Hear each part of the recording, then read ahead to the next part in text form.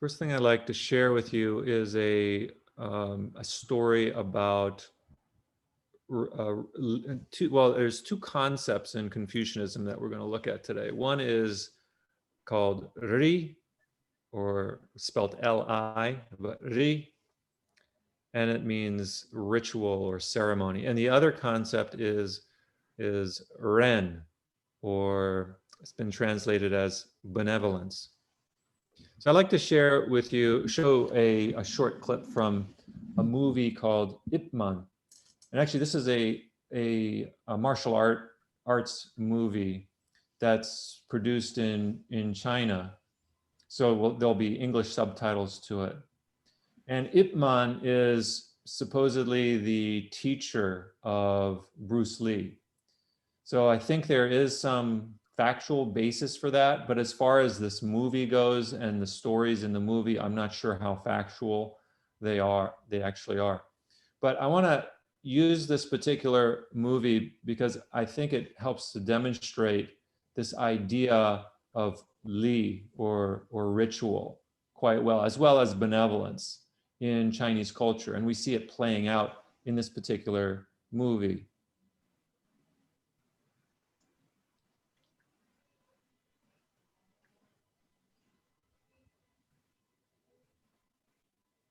So I believe you can see my screen now. I'm going to start this movie.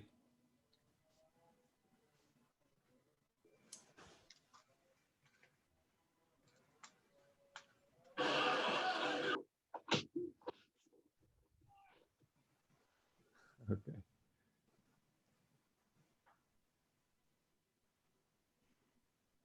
All right. So just to bring out there's this whole ceremony taking place prior to the actual fighting that's going on. And this is one example of what in Chinese culture, and particular in Confucianism, is referred to as li, or ritual. The whole decorum before the fight, it sets the kind of setting the stage for things.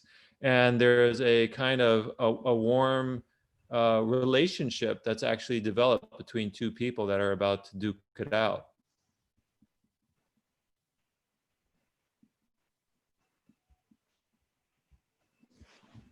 Okay, so y'all should see my PowerPoint now. So we're going to look at Confucianism. And just to say that one of the main focuses here of Confucianism is how can humans live together? Right? It's concerned about human relationships, creating a just society and a benevolent government.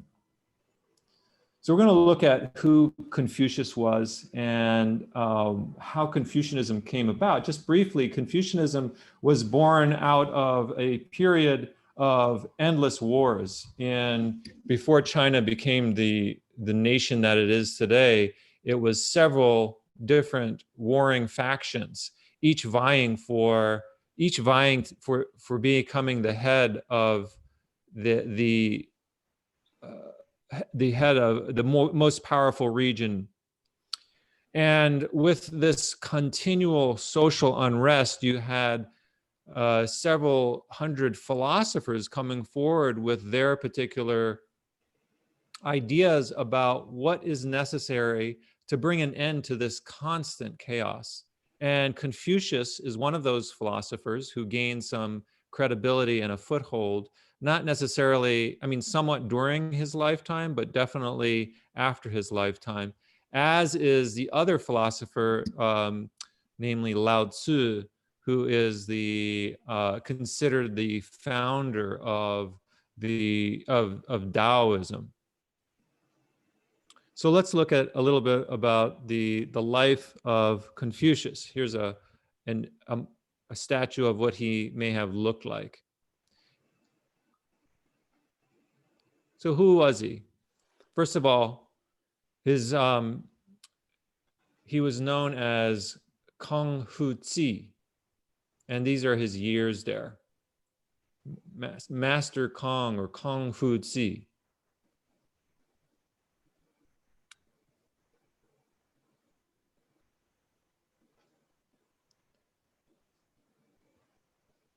So one of the problems with the name Confucius is that it's a Latinized form of his name. So his Chinese name is Confuci. And when Jesuit missionaries came to China and they heard about the teachings of Confucius, or this person named Master Kong or Confuci came to be translated as Confucius. So his name is it's a Latinized, it's a westernized way of speaking about what the Chinese, or who the Chinese refer to as Confuci or Master Kong. So Confucius itself is not really a proper name for Confucius. It's the Western idea. And we keep coming up with this theme again and again with all, we found it with Hinduism. The names that we give to these religions are problems.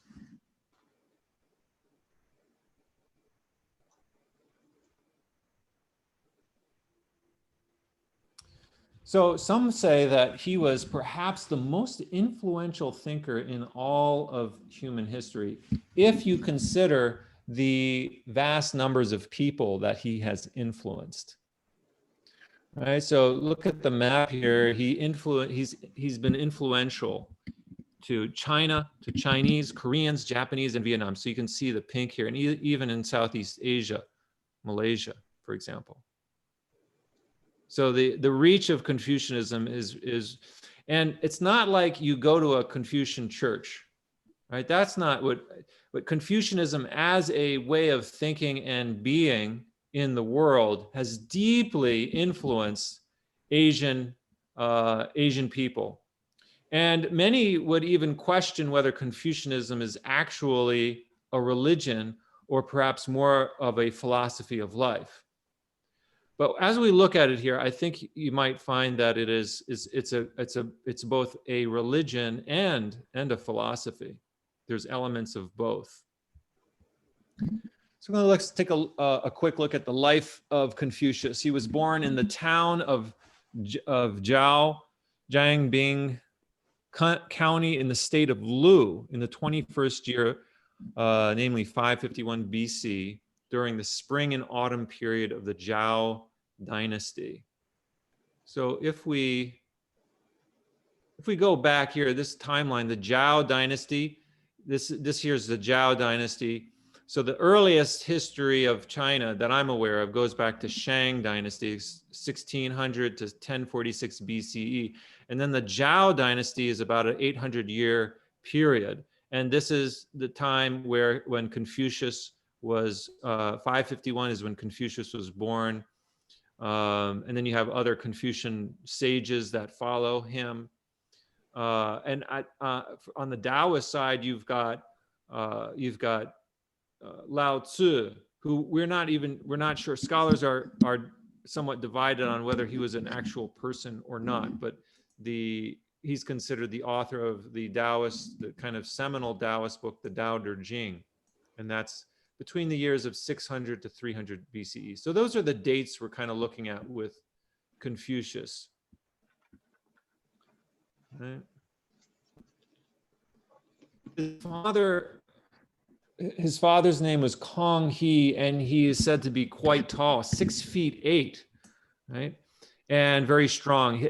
His first wife had given him 9 daughters, and the elder Kong hoped to have a son, because the son is who you passed on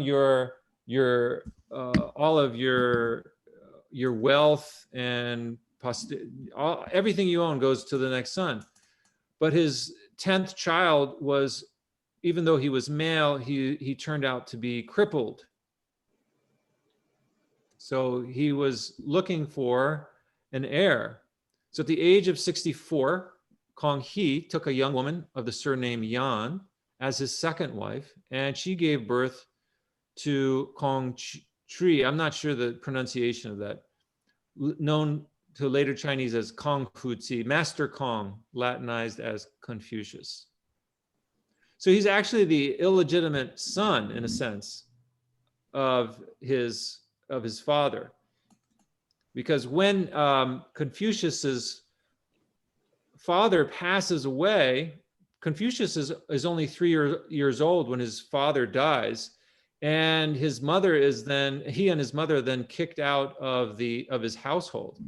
You couldn't have two wives staying in the same space. One was perhaps jealous of the other one, and so she had no place there and had to figure out things on her own.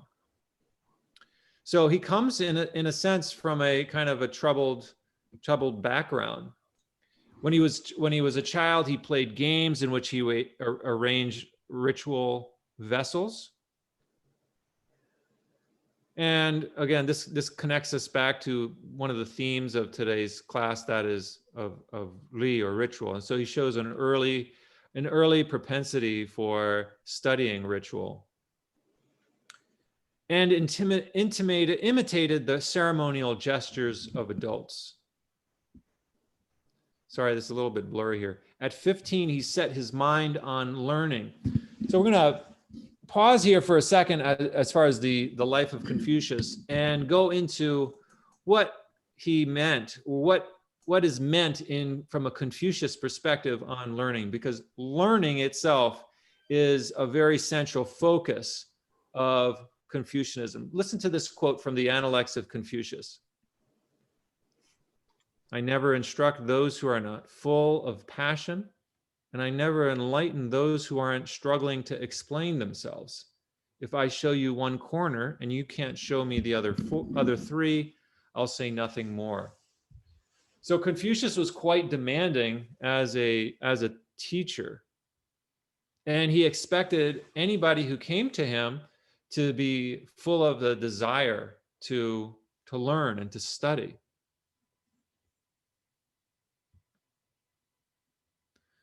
So consider this question here. Which form of study do you think is the best? The first one is knowing the benefits. I know that there are many advantages to studying. The second one is being interested in what you're studying. There's a third kind of study. And the third one is actually getting great pleasure from studying. So let's pause here for a moment and I'll just ask you, which do you think is best? Knowing it's good to study, being interested in studying, or enjoying studying? Which of those three do you think, what would you say is best?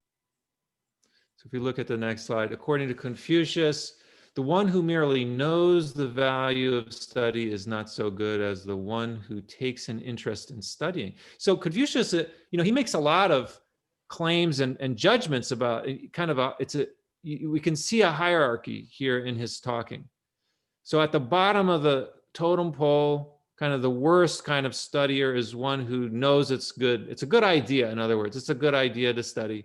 But that's not nearly as good as somebody who takes an interest in studying. And the third, kind of the highest in the mind of Confucius, is one who actually enjoys studying. That's a whole nother level to bring enjoyment into the study. And it's not necessarily the work of the teacher to make somebody enjoy the studying. That's something that comes from within a person. So there has to be a level of initiative raised by the student, according to Confucius. But think about it for yourself. What kind of person has to, or brings themselves to, what do you have to do to bring yourself to actually taking pleasure in studying? There must be, according to Confucius, there must be some moral development that is there in order for somebody to actually enjoy what they're learning. Here's another question. How should one study? This says why study, but really the question is, how should we study? Should we study by emulating the past? Right here, scholars of the past studied for themselves. Or should we emulate what people do in the present? Scholars of today study for others. So let me pause there. Which do you think which do you think would Confucius agree more with? Studying for yourself or studying for others? Lisa, do you have any ideas there? Sorry, my mute was on. I'm thinking because he was concerned about society and thinking of others and everybody was a part of each other, I'm thinking that it would be present day study for others. All right. Okay, those are really, thanks for that, Lisa. Those are really good reasons for thinking about why he would study. I'm going to suggest actually that it's the other one, emulating the past and studying for yourself. And okay, that makes sense because of all the rituals and everything. So, okay.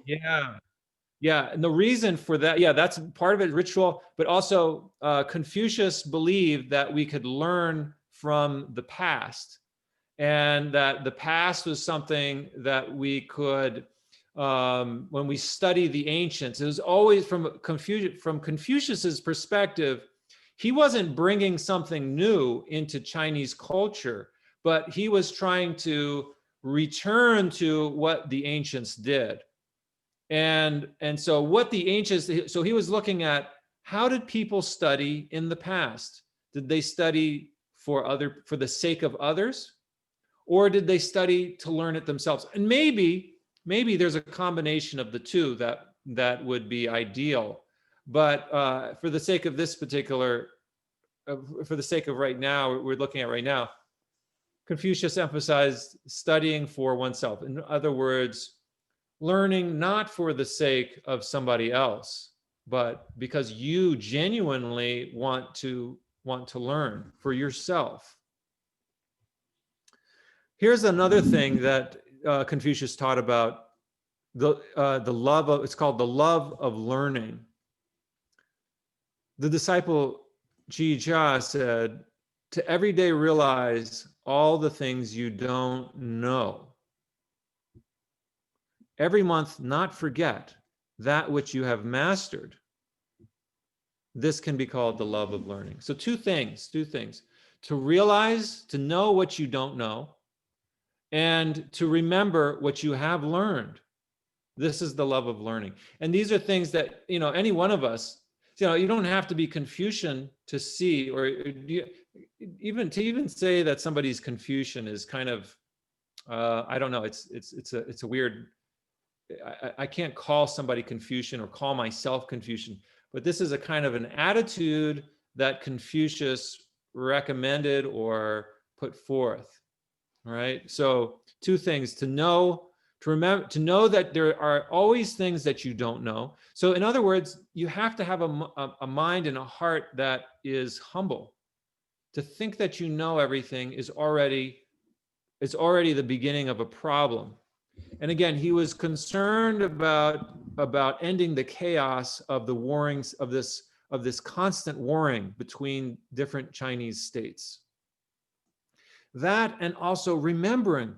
So if you learn something, don't forget it. Continue to remember it. Bring it, call it back into memory.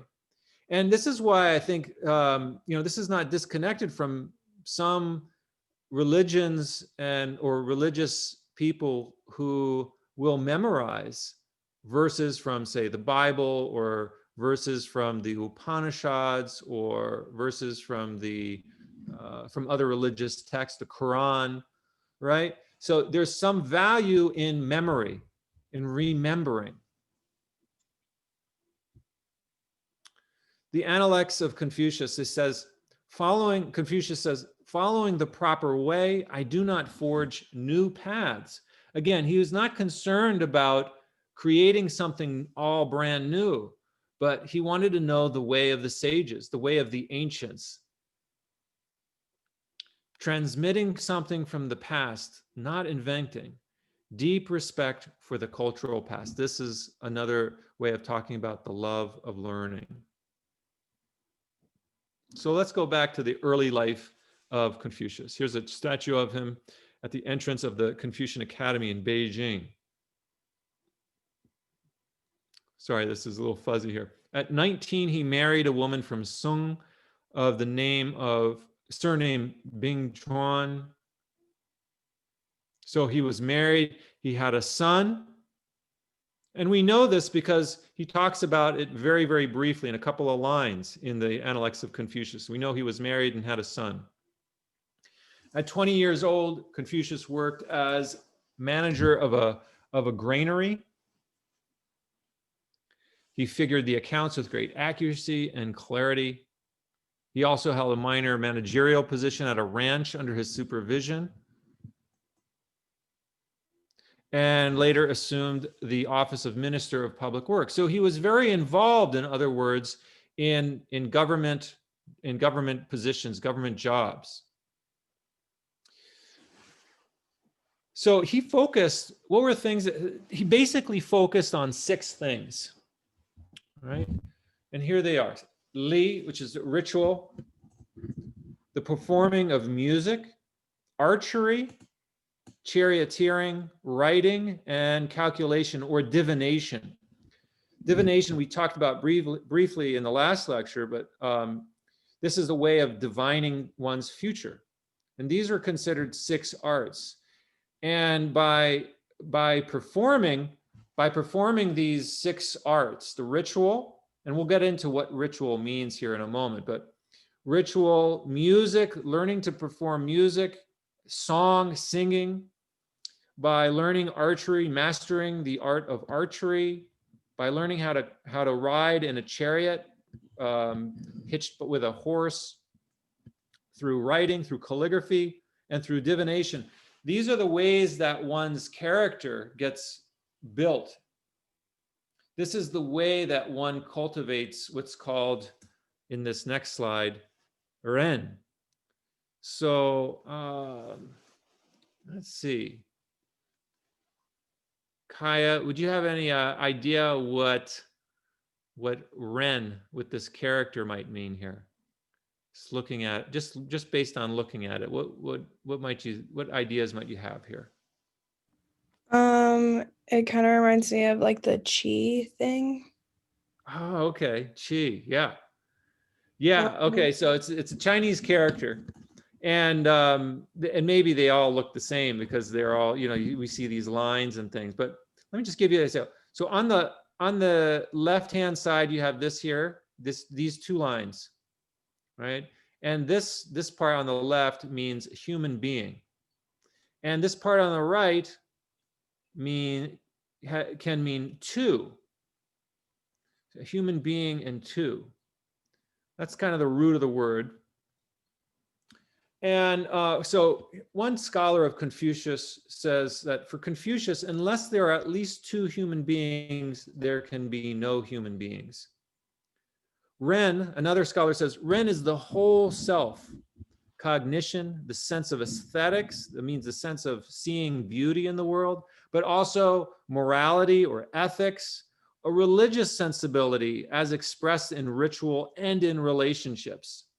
I mean, think back about the short clip of the movie we just saw and the relationship between those 2 martial artists. That's an example of how a religious sensibility can be expressed in relationship. So the host, Ip Man, invites his guests to sit down and have a meal with them. They exchange pleasant conversations, right? So Ren is about relationship. It's about connecting. And consider how in the West, with such an individualistic society that we live in, we would never say that a human being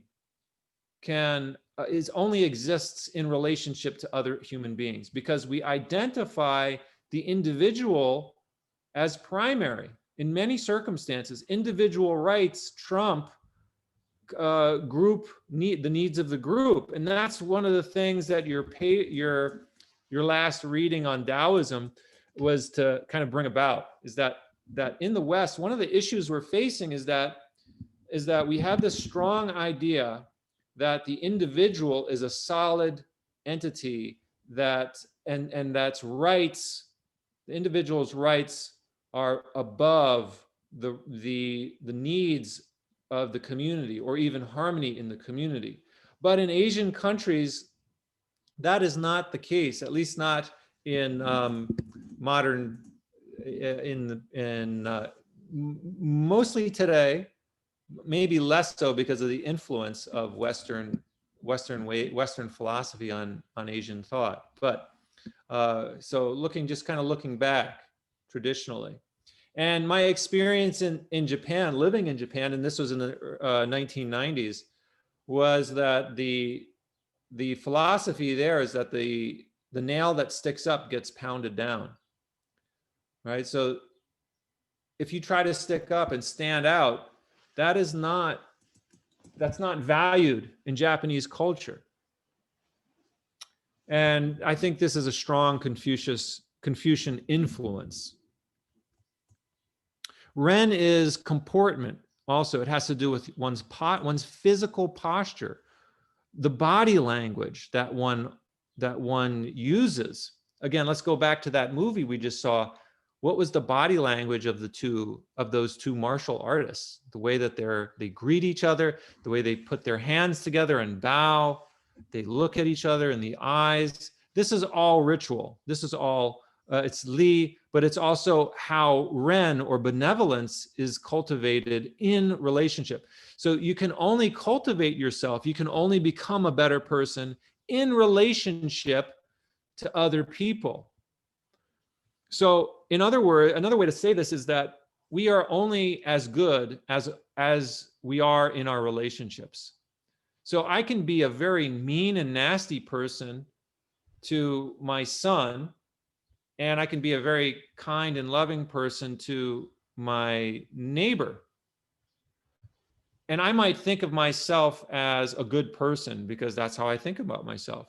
But from a Confucian perspective here, if I'm mean and nasty to my son, that's who I am in that relationship. There's no core me that's good. What I am is in that relationship.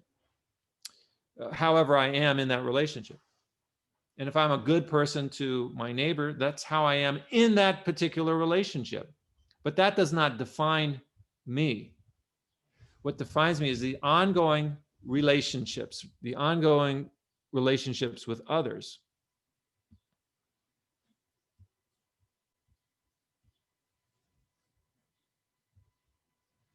The noble person does not, even for the space of a single meal, act contrary to benevolence. That's another translation for Ren, benevolence. When they are troubled, they certainly turn to it, as they do in facing difficulties. So a question we can ask ourselves, in the West, when someone religious, for example, is troubled, who or what do they turn to? And you might have a clear answer to that. You know, if you're Christian, for example, you may turn to Jesus. But according to this particular statement in the Analects, a noble person, this is somebody who's a follower of, I don't want to say a follower of Confucius, but this is the way that Confucius describes somebody who cultivated themselves, who cultivated their virtue. And he says, when they're troubled, when a noble person, this is the birthright of each of us, is to be and to become noble. When you are troubled, when a person is troubled, when a ruler is troubled, because Confucius was not just talking to ordinary people, he was talking to rulers. He wanted to end all of the fighting, and he confronted the leaders of various states, not with very much success, but he did travel to visit them and try to become a minister to them. When they are troubled, they turn to Ren, they turn to benevolence, as they do when in facing difficulties. For Confucius, there are five primary relationships. The relationship between parent and child, the relationship between husband and wife, the relationship between older and younger sibling, and the relationship between the ruler and the subject. All right, the king and the subject. And then there's the fifth one. This one was added later, but these first four, 1, 2, 3, and 4 above here, These are hierarchical relationships for Confucius. The parent is above the child.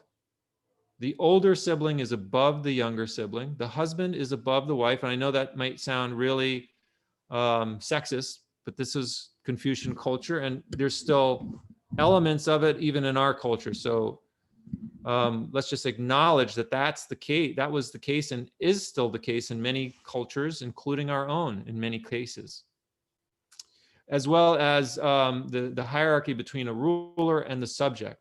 And what makes those relationships work is this sense of benevolence. If the parent is benevolent to the child, then the relationship goes well. In other words, if the parent, the mother and the father can see themselves in the shoes of the child, then the relationship is one of growth, of support, of nobility.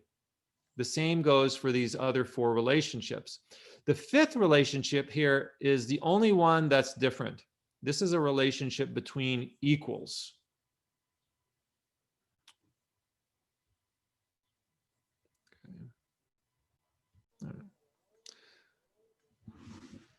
Okay. The next kind of relationships that we want to consider is this view of concentric circles with the self at the center, then the family, the community, the country, and the outermost ring is the world. This is another way that Confucius thought about relationships. Listen to this from The Great Learning. He says, the ancients who wished to illustrate illustrious virtue throughout the kingdom first ordered well their own states. Wishing to order well their states, they first regulated their families. Wishing to regulate their families, they first cultivated their persons. Wishing to cultivate their persons, they first rectified their hearts. Wishing to rectify their hearts, they first sought to be sincere in their thoughts. Wishing to be sincere in their thoughts, they first extended to the utmost their knowledge. Such extension of knowledge lay in the investigation of things. So let's go back here. So oftentimes we, in academic circles, we like to look at the problems of the world. And Confucius was no different. Again, going back to this period of constant warfare, and he suggested, well, if you want to order the world, if you want order in the world, first you got to look at your country.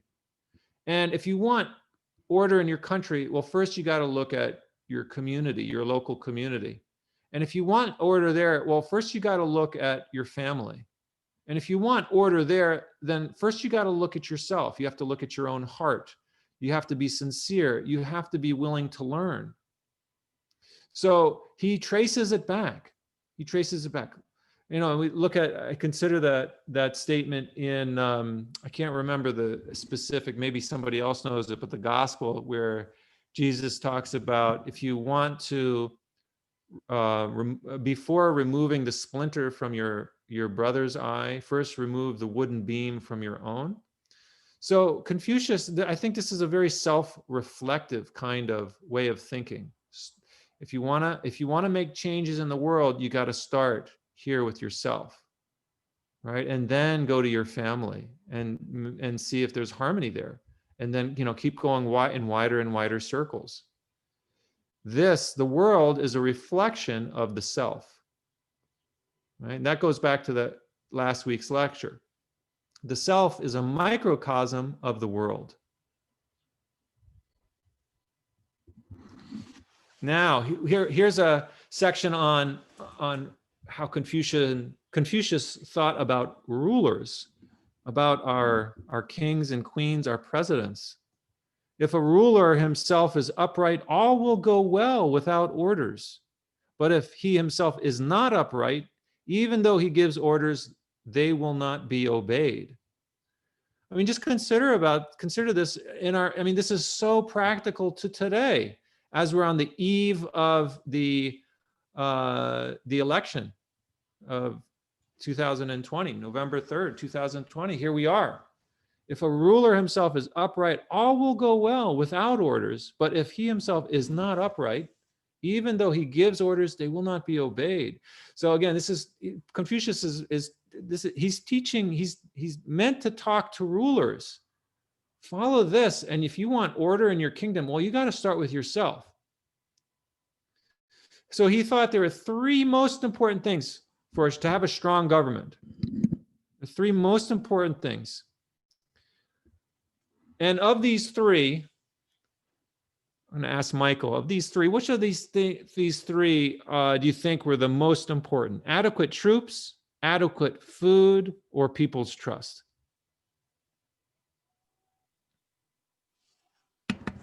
I imagine people's trust. Exactly. Yeah. People's trust. That was you could, if you didn't have adequate troops or adequate food, that would, it wouldn't be the best. But if you don't have the trust of the people, you do not have a strong government. When we think of relationship in the West, we might think of it in this kind of diagram. All right, so here I am maybe in the center, and I have a relationship with this person, this person, this person, and you can add lines and circles to all of these. Maybe that's a model for relationship in the West. Here's a sense of what relationship is like in the so-called East. If you were to sever a relationship in the West, there's no sense of that necessarily affecting the core of that person, right? You can just cut the relationship off and you still go on being a whole person. But in Confucian thinking, if you're in a relationship with another person and you ended that relationship, you lose a piece of yourself. That's how intertwined we are. So relationships are taken very seriously, and friendships in particular are really considered important. You don't lose friends easily. If you have a real friend that's like I developed a friendship with my calligraphy teacher in Japan, and I still continue to communicate with her, and I would be really hurt if that relationship ended in some way, and it means something to both of us. Okay, so let's look at Li, the ritual. This is the Chinese character for which ritual. And here's some elements of religion if you're looking for that. On the left-hand side is God, the Chinese character for God. And on the right-hand side is the Chinese character for a vessel or an offering. So it has to do with making an offering to God, right? This character of vessel standing next to God. And I think we can see that. We can see that, I mean, in a very literal way. A ritual has to do with making an offering to it could be the ancestors, it could be to the Buddha, it could be to Confucius or to Lao Tzu, right? This making an offering.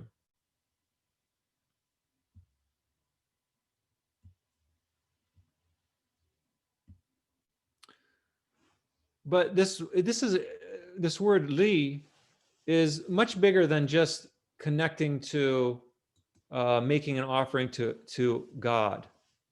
The word relates to doing what is appropriate for the situation. For each situation, there are appropriate words to say, proper ways to dress, and correct things to do. Self-control is a sign of strength. In Western culture, which values individualism, the notion of Ri might seem oppressive. But again, let's think back on that video I showed. What's the proper way to conduct yourself with another human being? And all of that might have some degree of be choreographed to a certain degree,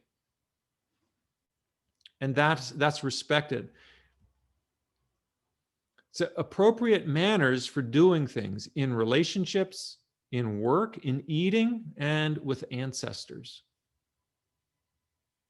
Right? Remember, there's a very thin veil between the world of the living and the world of the dead. And if you don't take good care of your ancestors, You know, this ancient Chinese belief that you don't take good care of the ancestors, they'll come back and not come back, but you risk calamity in your family. Ancestor worship is an extension of filial piety. It's another important term within Confucian societies, this importance of the family, the importance of keeping the family together. And not just that, but serving, like the child's job, duty, is really to serve the parent or the grandparents, to respect and honor them, to respect the elderly, to take care of them when they get old, just as they took care of you when you were young. But Confucius focused on the here and the now. He said, while you are not able to serve men, how can you serve the ghosts and spirits? Right? So if people ask them about the afterlife, this may be one of the things he said to them. If you're not able to serve human beings, what good is it to serve ghosts and spirits? Focus on here and now. The other thing is the sense of doing these rituals. If you were performing rituals for your ancestors, and that might look like having an altar in your home to where your ancestors were said to live, and you could speak to your ancestors. You could offer them rice, or you could offer them sake, or some food or drink that they enjoyed. All right, and to do these ceremonies with the sense that they're actually present in the room with you, so that it's not just empty ritual. There's a feeling behind it. And the purpose behind this ritual is to overcome this self-centeredness, this focus on oneself. And Confucius believed that if human beings could return to ritual, performing things like I'm describing here, then the world would return to a sense of humaneness, would become humane. So doing these rituals restores order to the world. Rituals extended to eat rituals. So how you eat, what you eat, eating food and in-season food. There's a whole kind of food system called macrobiotics. Macrobiotics means long life. So the idea that you could live long if you eat foods in a certain way, eating them in season, eating meat sparingly. So Confucius was not vegetarian, but he believed in not overindulging in meat products because of that balance of yin and yang, right? Yin and yang is referring to qi, or energy, and everything has energy in it.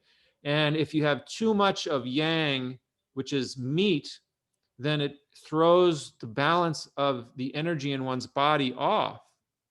So eating is really important here. Silence during meals. You notice in that video I showed, they were largely silent. They weren't having really in-depth conversation. They were silent. And making offerings to the food to one's ancestors, which I just mentioned. Also, how you place the food. So rice goes on the left side of a person, soup goes on the right. The host must consider the comfort and convenience of the guest. Even if the social position of the guest is lower than that of the host comes before him to offer the food. So you saw that. So the guest was sitting on the couch, and Ip Man says, "Come on over here, have some food with us. Join us, please join us." And okay, so right, and then the other thing, the last thing here is not eating until you are satiated. Right? If you just follow these as rituals, as proper ways of doing things, it brings a sense of harmony. It brings a balance of the qi, a balance of yin and yang. to not eat until you're totally full as a kind of practice. Consider that, even for yourself. It might bring great health to your body to eat until you're what the Japanese say, hara hachibu, which means your hara is referring to your stomach. Hachibu means 8 parts. So it means 8 parts out of 10. So 8 parts full. And if you ask the Japanese if that's a Confucian, if that comes from Confucianism, probably they'd say, no, it's Japanese. That's the way we think. But this is an example of Confucianism being deeply integrated into a society. Okay, I want to close our class today by watching this YouTube video. So let me see if I can see. Hold on a sec.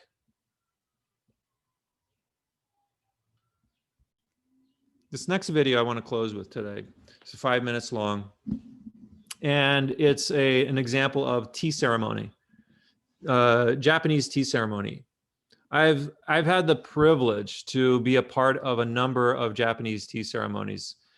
In the United States was the first one I saw in the university that I went to. I saw a Japanese tea master who was also happened to be a professor at the university I was teaching at, I was studying at, and she performed the tea ceremony in front of a large audience of people, and I was just mesmerized by the whole thing. Everything that she did was choreographed.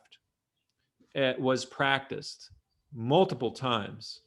And so in this video, you'll get to see some of those actions of a tea master, but also the way in which a tea room is set up.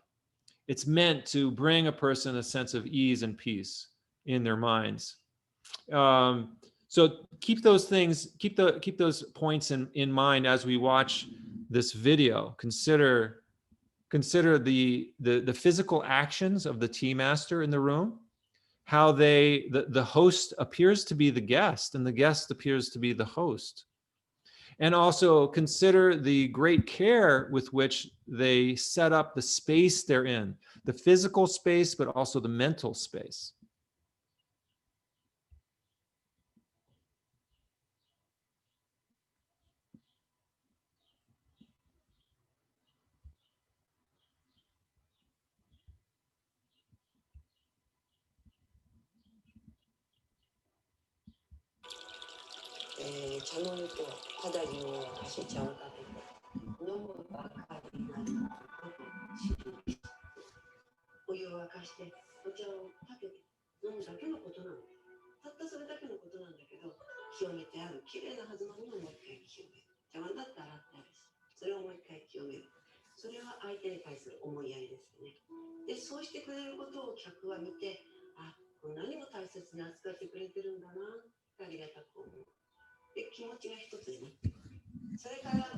Notice how she just opened that door.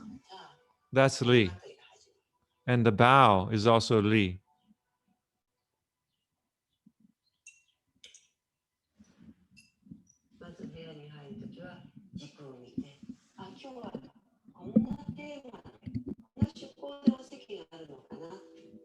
Look at the simplicity of that flower arrangement.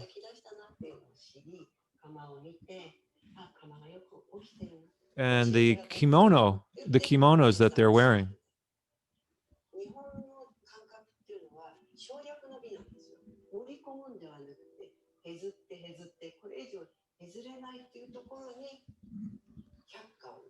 Leaving things out is an important aspect of the tea ceremony.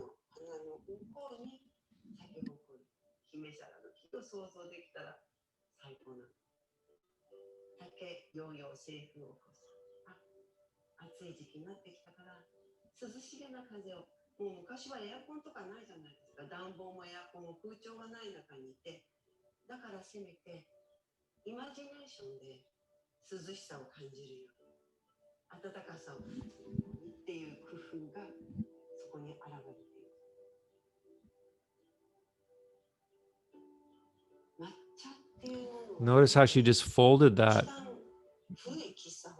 and the way she's wiping the teacup That is all Li. 本当に古い喫茶法で、中国でももうやめてしまった。今は抽出という形の飲み方しかしてない。煎茶にしろ、ウーロン茶にしろ、紅茶にしろ、コーヒーにしろ。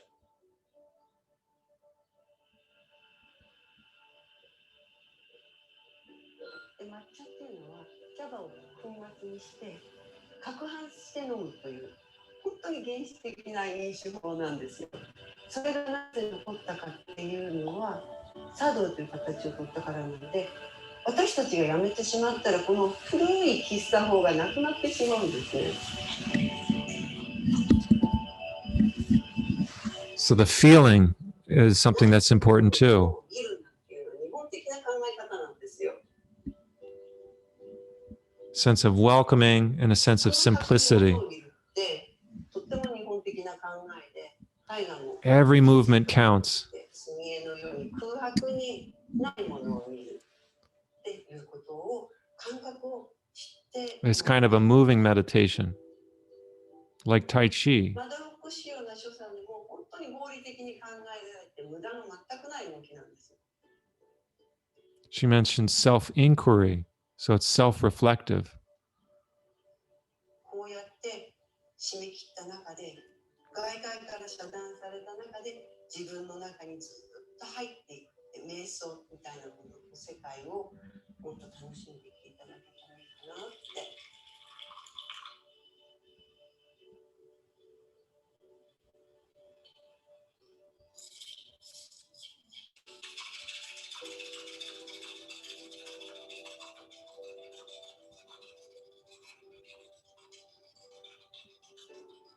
深みっていうのが本当にね、自己探求なので楽しいです。で、哲学でもあるし。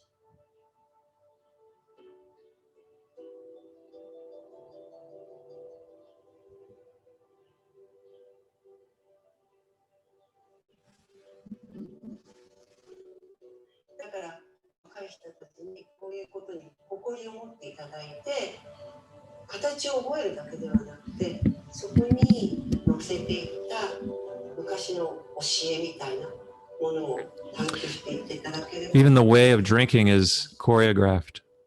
Notice how she turns the bowl as she hands it back to the host. And look at the way that they're sitting in relationship to each other.